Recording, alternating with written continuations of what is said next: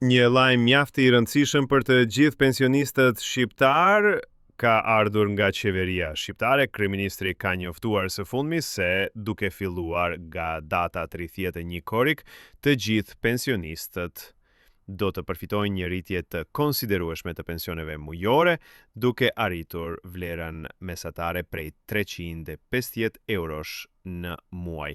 Kjo rritje vjen në një kohë kur shumë prej të moshuarve përballen me vështirësi të mëdha ekonomike dhe është konsideruar si një hap pozitiv në drejtim të përmirësimit të kushteve të jetesës për këtë kategori. Qeveria ka theksuar se kjo mas është rezultat i një politike të re sociale e cila synon të ofrojë më shumë dinjitet dhe mbështetje për shtresat më të pambrojtura të shoqërisë.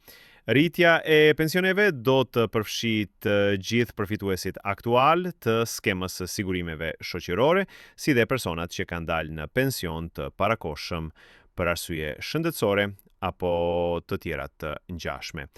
Zyrtarë të Ministrisë së Financave kanë bërë të ditur se kjo rritje është e mbështetur në analizat e qëndrueshmërisë fiskale dhe nuk do të ndikojnë në deficitin buxhetor të vendit. Sipas tyre, fondet për këtë rritje janë siguruar nga të ardhurat shtesë të mbledhura gjatë gjysmës së parë të vitit, fal një menaxhimi më efikas të sistemit tatimor dhe rritjes së të ardhurave nga turizmi dhe investimet e huaja.